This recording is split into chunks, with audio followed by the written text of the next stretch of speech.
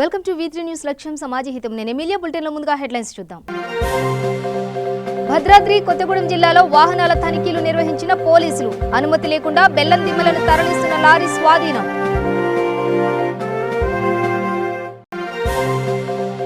Golconda PS పరిధిలో phone చోరీలకు పాల్పడుతున్న దుండగులు అరెస్ట్. 2 స్మార్ట్ ఫోన్లు, 1 బైక్ స్వాధీనం.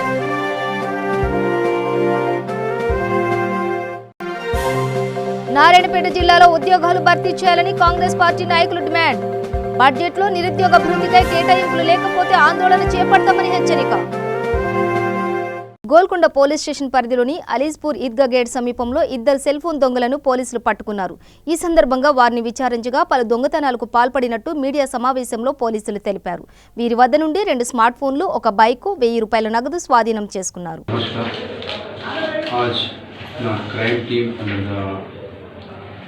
in charge of Sri Rajesh, Additional Inspector and Sub Inspector Raju and his team. 2 property offender को arrest किया है. दोनों भी ज़्यादा केसेस में इन्वॉल्वमेंट है. इसमें अफरीद अहमद तो 17 केसेस में इन्वॉल्वमेंट है. दूसरा अब्दुल आमिर खान तो 2 केसेस में इन्वॉल्वमेंट है.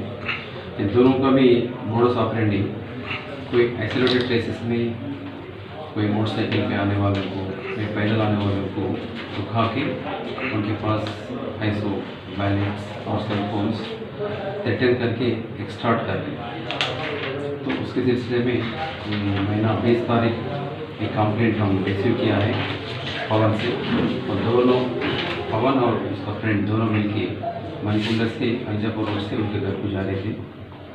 रात में 8 बजे के टाइम पे दोनों को 2 ऑफेंडर्स अफरीद अहमद और अब्दुल आमिर खान दोनों भी उनको रुका के एक बहाना बना के आपके पास गंजा है चलो बताओ बोल के डरा दिए. तो वो लोग अपने पास गंजा नहीं, फिर सेलफोन वैलेट है बोल के बताने के बाद में वो लोग वो एक्सट्रैक्ट कर लिया करके उनको डरा दे के वहाँ से भाग गए. और अपना क्राइम टीम और श्री राजेश इंस्पेक्टर अच्छा एफर्ट्स करके दोनों को अप्रेंड कर दिया. अप्रेंड करने के बाद इंट्रोगेशन में दोनों भी एक केस एक्सेप्ट करने के साथ आर्सिंग लिमिट्स में भी अक्टूबर में एक सेल्फोन स्नैचिंग केस रिपोर्ट हुआ है. वो केस भी अफरीद अहमद कन्फ्यूज किया है.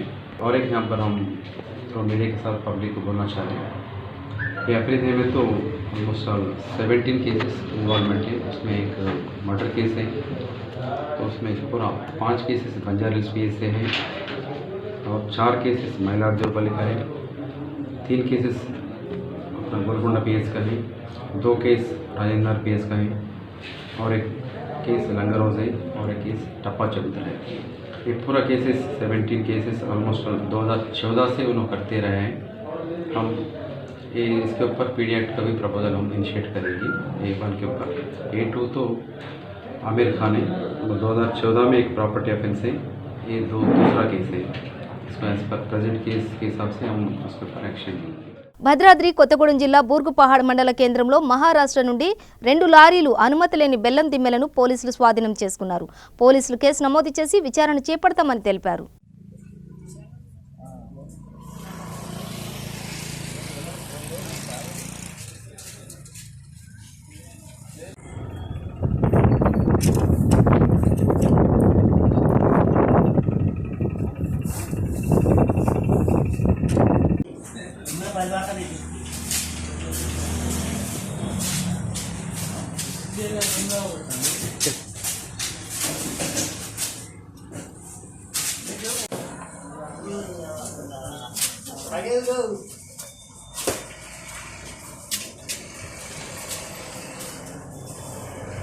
నారాయణపేట జిల్లా మరికల మండలంలో ఎన్నికల ప్రక్రియ పూర్తి కావడంతో ఉద్యోగాలు భర్తీ చేయాలని కాంగ్రెస్ పార్టీ నాయకులు డిమాండ్ చేశారు. 2020-21 వార్షిక ఆర్థిక బడ్జెట్లో నిరుద్యోగ భృతికై కేటాయింపులు ఉండాలని, లేని పక్షంలో కాంగ్రెస్ నాయకులు ఆందోళన చేపడతామని TPCC అధికార ప్రతినిధి జి హర్షవర్ధన్ రెడ్డి హెచ్చరించారు. తెలంగాణలో మున్సిపల్ ఎన్నికలు ముగిసినవి. అయ్యా ముఖ్యమంత్రి గారు ఇకనైనా ఉద్యోగాల భర్తీ ప్రక్రియను చేపట్టాల్సిందిగా కాంగ్రెస్ పార్టీ డిమాండ్ చేస్తుంది. 2018 డిసెంబర్లో జరిగిన అసెంబ్లీ ఎన్నికల తర్వాత ప్రతి ఎన్నికల కోడ్ ఉందని చెప్పేసి ఉద్యోగాల నియామకాలను వెనక్కి నెట్టుకుంటూ వచ్చిన ముఖ్యమంత్రి ఇవాళ మున్సిపల్ ఎన్నికలతో రాష్ట్రంలో ఎన్నికల ప్రక్రియ పూర్తిగా ముగిసింది. వెంటనే తెలంగాణ రాష్ట్రంలో ఉన్నటువంటి దాదాపు 30 లక్షల మంది నిరుద్యోగులకు ఉద్యోగాల ప్రకటన ప్రక్రియను చేపట్టాలి.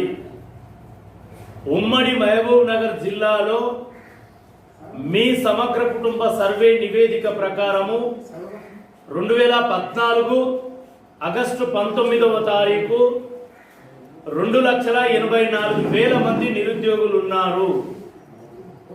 ఈ 6 ఏళ్లలో కలిపి సుమారు 3,85,000 పైచిలుకు మంది నిరుద్యోగులు ఉమ్మడి మహబూబ్ నగర్ జిల్లాలో రకరకాల ఉద్యోగాల కోసం వేచి చూస్తున్నారు. కోచింగ్ సెంటర్ల పేరిట సంవత్సరాల తరబడి కోచింగ్ తీసుకొని కోచింగ్ సెంటర్లను బతికియడం తప్పితే ఉద్యోగాలు వచ్చే ప్రక్రియ ఎక్కడ కూడా తెలంగాణ రాష్ట్ర ప్రభుత్వ హయాంలో జరగడం లేదు.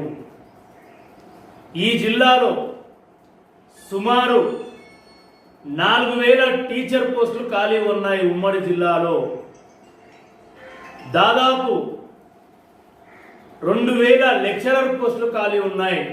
డిగ్రీ లెక్చరర్లు, ఇంటర్మీడియట్ లెక్చరర్లు, పాలిటెక్నిక్ లెక్చరర్ల పేరిట అనేక ప్రభుత్వ కార్యాలయాల్లో ఎంపీడీఓ, ఎంఆర్ఓ, కొత్త మండలాలు, కొత్త జిల్లాలు, జిల్లా పరిషత్లో, పాత కలెక్టరేట్లో, కొత్త కలెక్టరేట్లో కలిసి వేలాది వేలాది జూనియర్ అసిస్టెంట్లు, సీనియర్ అసిస్టెంట్లు, రికార్డ్ అసిస్టెంట్లు ఈ పోస్టులన్నీ ఖాళీ ఉన్నాయి. కాబట్టి వెంటనే రిక్రూట్మెంట్ల మీద దృష్టి పెట్టాల్సిందిగా ముఖ్యమంత్రిని మేము డిమాండ్ చేస్తున్నాం. నిజామాబాద్ జిల్లా బోధన్ మండలం హున్సా గ్రామంలో రైతులు నిర్వహిస్తున్న రిలే నిరాహార దీక్ష 2వ రోజుకు చేరుకుంది. ఈ సందర్భంగా గ్రామ రైతులు మాట్లాడుతూ నిబంధనలకు విరుద్ధంగా ఇసుక క్వారీల ద్వారా ఇసుకను అధిక లోడులో తరలించడం వల్ల అనేక ఇబ్బందులు ఎదురవుతున్నాయని, ఎన్నిసార్లు చెప్పినా అధికారులు పట్టించుకోవడం లేదని ఆగ్రహం వ్యక్తం చేశారు. రిలే నిరాహార దీక్షలు ఉద్యమాలు చేస్తుంటే కొంతమంది తమ ఉద్యమాలు అణచివేయాలని భయభ్రాంతులకు గురి చేస్తున్నారని అన్నారు. ఎన్ని భయభ్రాంతులకు గురి చేసినా, ఒత్తిళ్లు చేసినా వెనక్కు తగ్గే ప్రసక్తే లేదని హెచ్చరించారు. రక్షించాలి రక్షించాలి మా ఊళ్ళో నుంచి లారీలను పోనివద్దు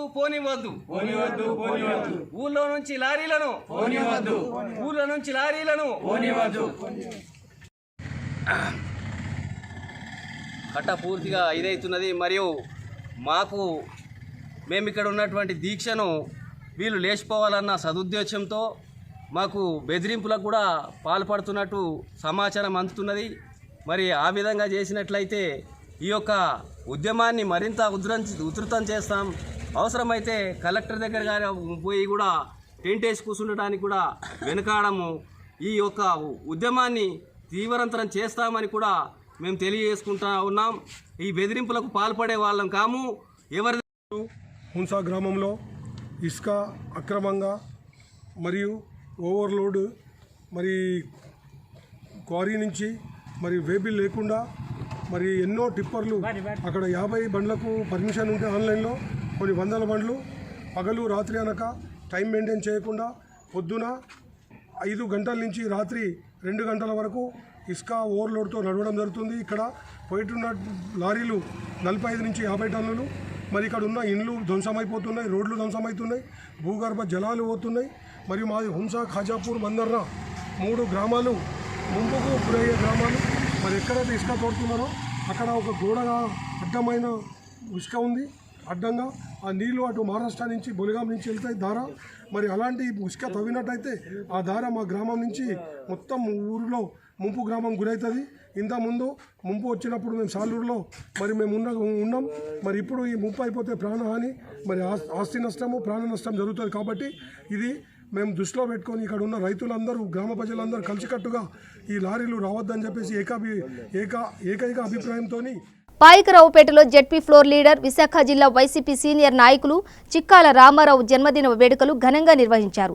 ఈ సందర్భంగా అనకాపల్లి శాసనసభ్యులు గుడివాడ అమర్నాథ్ మాట్లాడుతూ పార్టీ అధికారంలో లేనప్పుడు పార్టీ కోసం అహర్నిశలు శ్రమించిన వారిని అభినందించారు. అనంతరం వైసీపీ టౌన్ ప్రెసిడెంట్ దగ్గుపల్లి ఆధ్వర్యంలో పాయకరావుపేట టౌన్ నుండి పెద్ద సంఖ్యలో బైక్ ర్యాలీ నిర్వహించారు.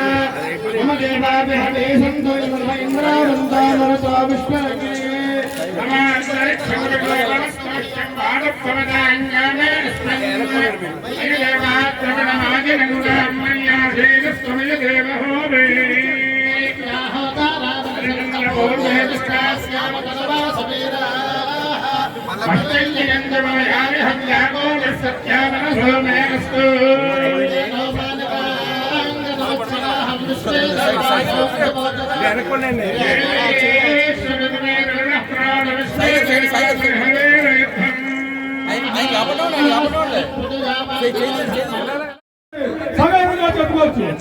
ఒక మండలంలోనే మన వైఎస్ఆర్ పార్టీకి 13,000 మెజార్టీ ఇచ్చిన ఘనత తీసుకొచ్చిన నాయకుడు మన చిక్కాల రామారావు అని చెప్పేసి మేము తెలియజేస్తున్నాం. మండలంలో ప్రతి ఒక్క నాయకుడు కూడా చిక్కాల రామారావు ఎన్నటువంటి 13,000 మెజార్టీ కంటిన్యూ రీతిలో పాయకరావుపేట మండలంలో ఏ పార్టీ కూడా ఎప్పుడూ రానంత మెజార్టీ తీసుకొచ్చిన మన నాయకుడు, మన ఆపద్బాంధుడు శ్రేయశీలు అయినటువంటి రైతు బాంధవుడు మన చిక్కాల రామారావు గారి పుట్టినరోజు సందర్భంగా ఈ రోజు విచ్చేసిన ప్రతి ఒక్క నాయకుడికి కూడా పేరు పేరున ధన్యవాదాలు తెలియజేస్తున్నాను. అలాగే మన కొద్దిపేటలో మన నాయకుడు, మన ప్రీతం నాయకుడు, మన అమర్నాథ్ గారు కూడా విచ్చేస్తున్నారు. ఖమ్మం జిల్లా కల్లూరు మండలం ఖాన్పేట ఉషశ్రీ డిగ్రీ కళాశాలలో క్షయవ్యాధిపై ప్రభుత్వ వైద్యాధికారి డాక్టర్ సత్య చైతన్య విద్యార్థులకు అవగాహన కార్యక్రమం ఏర్పాటు చేశారు. ఈ సందర్భంగా వారు మాట్లాడుతూ క్షయవ్యాధి వ్యాప్తి చెందకుండా తీసుకోవాల్సిన చర్యల గురించి విద్యార్థులకు అవగాహన కల్పించారు. ఈ కార్యక్రమంలో వైద్య సిబ్బంది సురేష్, సూపరింటెండెంట్ రామారావు మరియు కాలేజీ అధ్యాపకులు, విద్యార్థులు పాల్గొన్నారు.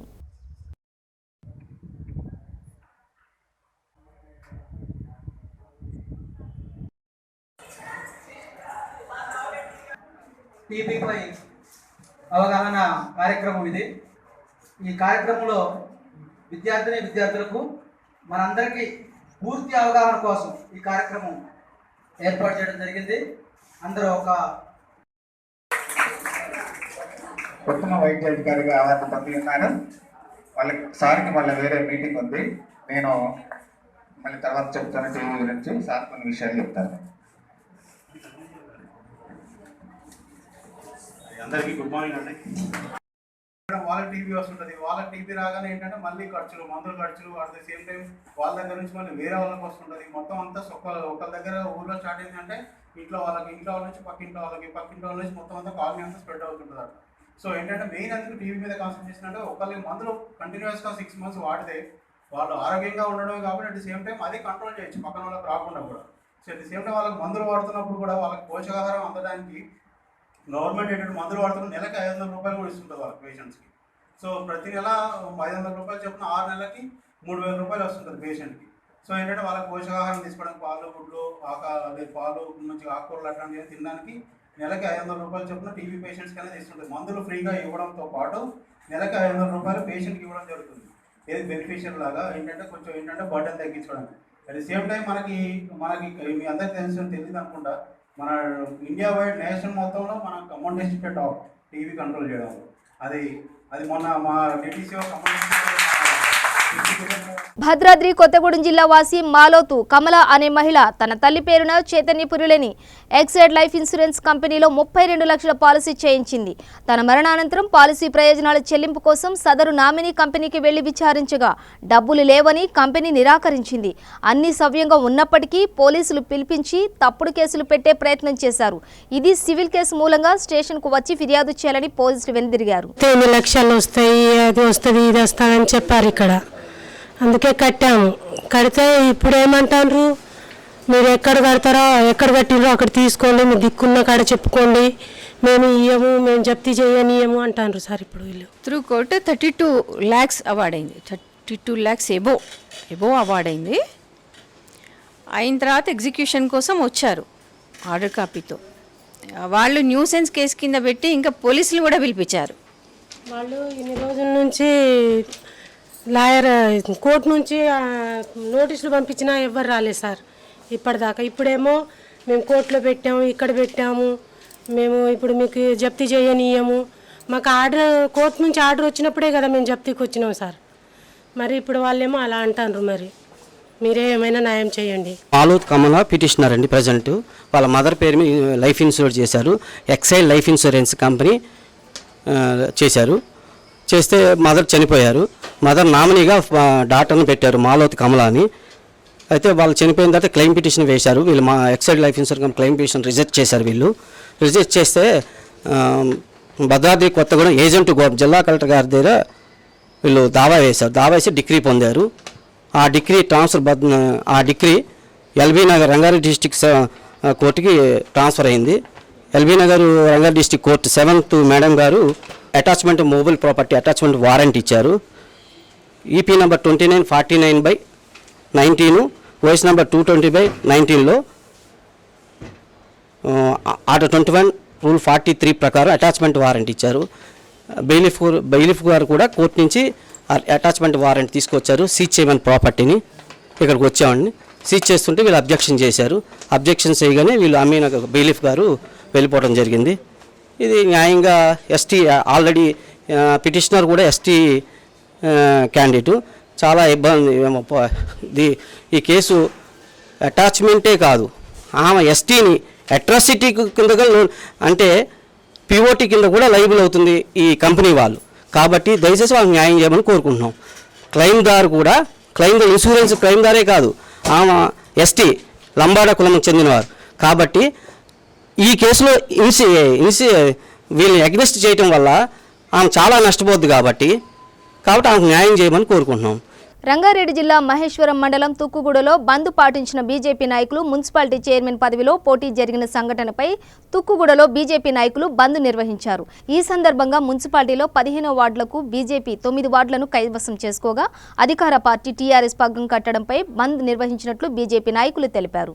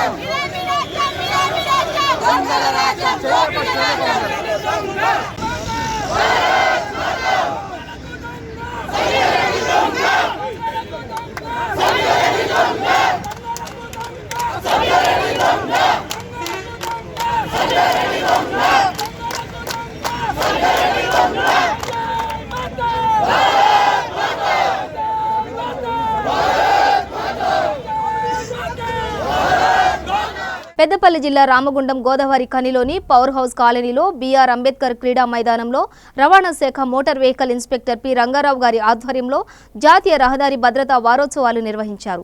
ఈ కార్యక్రమానికి ముఖ్య అతిథిగా పెద్దపల్లి జిల్లా రోడ్ ట్రాన్స్పోర్టర్ అధికారి ఆఫ్రిన్ సిద్దికి హాజరయ్యారు. ఈ సందర్భంగా ఆయన మాట్లాడుతూ ప్రతి ఒక్కరూ హెల్మెట్, కారు నడిపేటప్పుడు సీటు బెల్ట్లను ధరించాలని సూచించారు.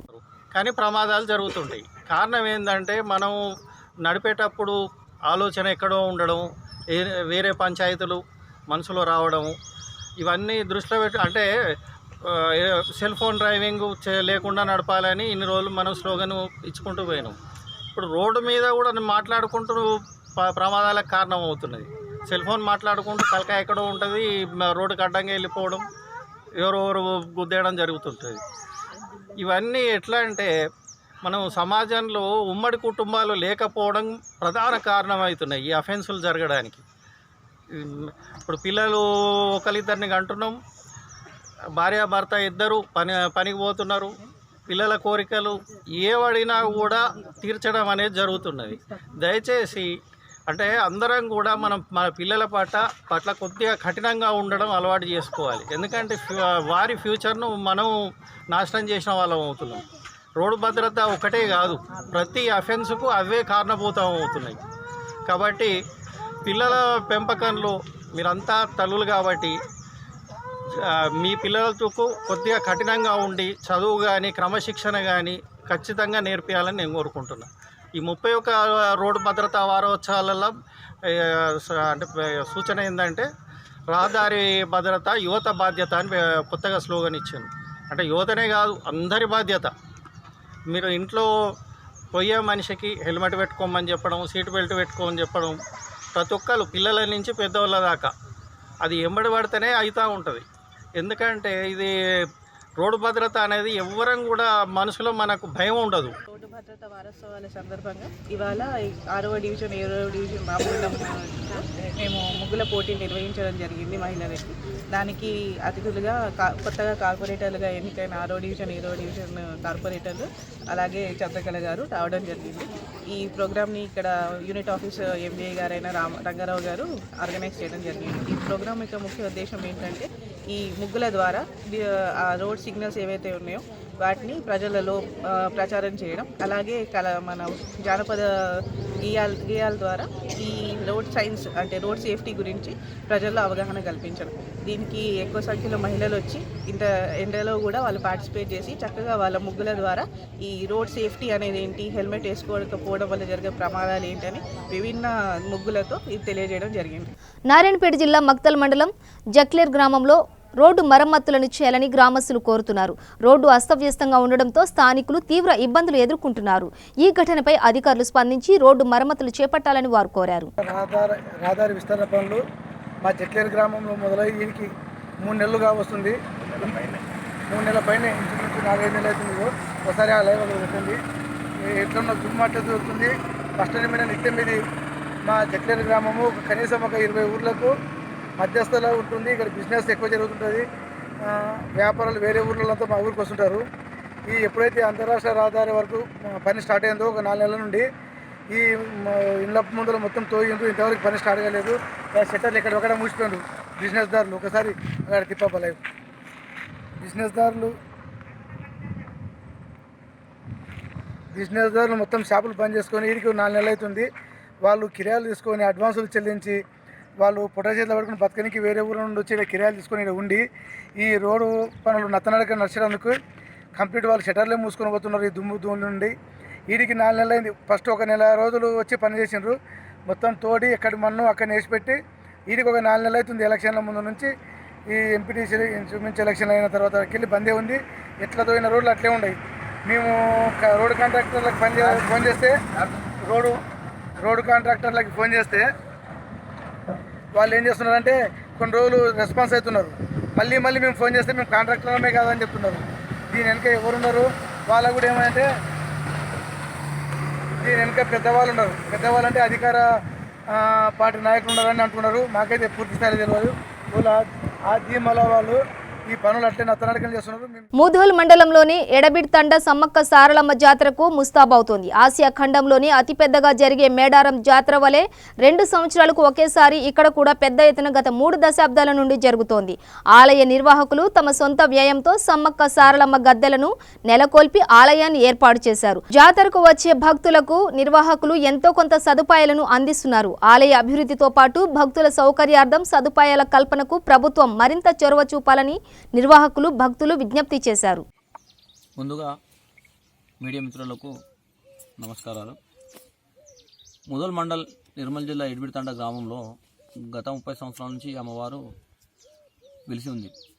ఇక్కడ మా కన్నతల్లి రేణుకమ్మ నిర్మించడం స్థాపించడం దేవతల్ని అప్పటి నుంచి ఈ దేవతల్ని పూజలు చేస్తూ ఆ దేవతల్ని అని చెప్పేసి అని మేము భావిస్తూ ఇప్పటివరకు ఇలాగే ఉన్నాము.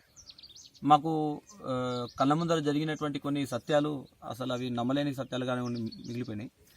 దాని పరంగానే ఇప్పుడు మా అమ్మ తర్వాత ఇప్పుడు మేము కూడా అన్ని వాళ్ళు అమ్మ ఇంటి పెద్దవాళ్ళు ఎలాగైతే భక్తి మార్గంలో వెళ్ళారో అదే మార్గంలో ఇప్పుడు మేము కూడా వెళ్తున్నాము. ఇంకొకటి ఏంటంటే ఇప్పుడు జాతరకి సంబంధించింది ఫిబ్రవరి 5వ తారీఖు నుంచి జాతర మొదలవుతుంది. ఫిబ్రవరి 5వ తారీఖు రోజు కనకవనము ముందుకు వచ్చిన తర్వాత సార్లమ్మ దేవత గద్దెపైకి వస్తుంది. నెక్స్ట్ రోజు 6వ తారీఖు రోజు గురువారం వచ్చేసి సమ్మక్క దేవత గద్దెపైకి వస్తుంది. 7వ తారీఖు రోజు ఈ ఇద్దరు దేవతలు ఆల్మోస్ట్ గుళ్ళోకి వచ్చేస్తారు కాబట్టి భక్తులందరూ ఇద్దరు తల్లుల్ని దర్శించుకొని మొక్కుబడులు సమర్పించుకొని నెక్స్ట్ రోజు 8వ తారీఖు రోజు మళ్ళీ దేవతలు తిరిగి వనప్రవేశం వెళ్ళిన తర్వాత భక్తులందరూ తిరుగు ఇంటి ప్రయాణానికి వెళ్తారు. ఈ జాతరకు కావాల్సినటువంటి సౌకర్యాలన్నీ చేసుకుంటూ వస్తున్నాము. జాతరకు సంబంధించినటువంటి ముస్తాబులు అయితే అయిపోయినాయి. రెండోది ఏంటంటే బస్సు సౌకర్యం కూడా డిపో మేనేజర్ గారితో సార్తో నిన్న మాట్లాడడం జరిగింది. వాళ్ళు కూడా మంచిగా స్పందించారు. అలాగే బందోబస్తు కోసం అని చెప్పేసి పోలీస్ డిపార్ట్మెంట్ వాళ్ళని కూడా కలవడం జరిగింది. ఎస్ఐ సార్ కూడా మంచిగా స్పందించి తప్పకుండా మేము మీకు బందోబస్తు కోసం పంపిస్తామని చెప్పేసి అన్నారు. అలాగే చాలామంది ప్రజలకి అవగాహన లేదు ఎడిబిడి తండాలో సమ్మక్క సారమ్మ దేవాలయం ఉందని చెప్పేసి. ఎందుకంటే ఇంతకుముందు మేము చాలా ఇప్పుడు కొంచెం బెటర్గా చేస్తున్నాము. చాలామంది చాలా ప్రాంతాల నుంచి కూడా భక్తులు వస్తున్నారు. ఈ మన జిల్లా నుంచే కాకుండా పక్క జిల్లాల నుంచి పక్క రాష్ట్రాల నుంచి కూడా చాలామంది భక్తులు వస్తున్నారు. గురువారం ఆదివారం అయితే చాలామంది వస్తారు. ఇంకా ఇప్పుడు జాతర సమయం అయితే చాలా ఇంకా విశిష్ట స్పందన కూడా వస్తుంది. విషయం ఏంటంటే కొంచెం తాగునీరు కోసం కావాలి. అండ్ ఇక్కడ ఏంటంటే చిన్న చిన్న ఇబ్బందులు కూడా వస్తున్నాయి.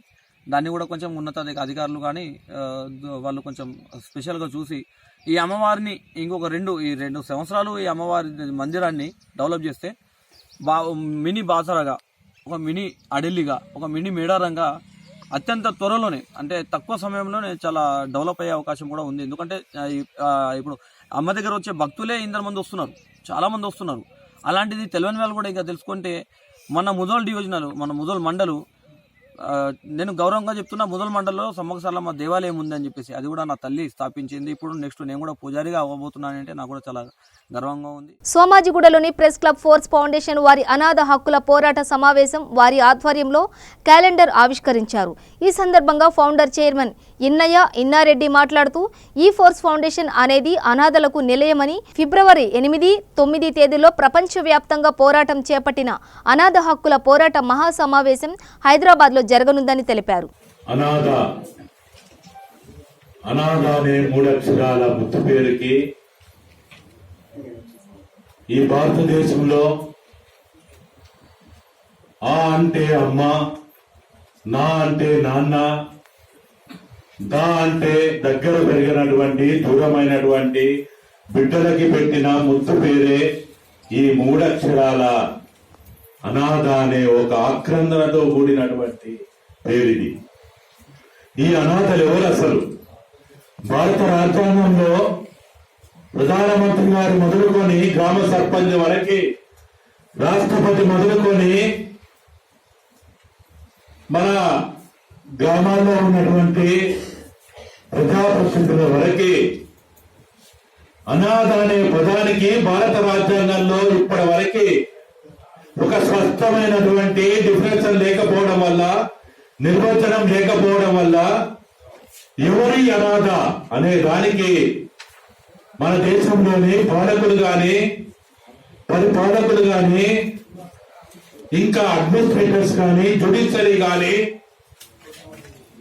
తీవ్రమైనటువంటి చర్చలు జరిపి సుప్రీంకోర్టులో 6 సంవత్సరాలు బులెటిన్ ముగించే ముందు హెడ్లైన్స్ మరోసారి. భద్రాద్రి కొత్తగూడెం జిల్లాలో వాహనాల తనిఖీలు నిర్వహించిన పోలీసులు, అనుమతి లేకుండా బెల్లం దిమ్మలను తరలిస్తున్న లారీ స్వాధీనం.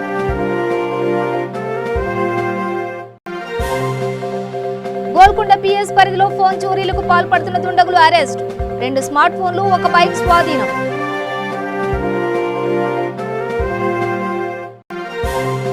నారాయణపేట జిల్లాలో ఉద్యోగాలు భర్తీ చేయాలని కాంగ్రెస్ పార్టీ నాయకులు డిమాండ్, బడ్జెట్లో నిరుద్యోగ భృతికై కేటాయింపులు లేకపోతే ఆందోళన చేపడతామని హెచ్చరిక.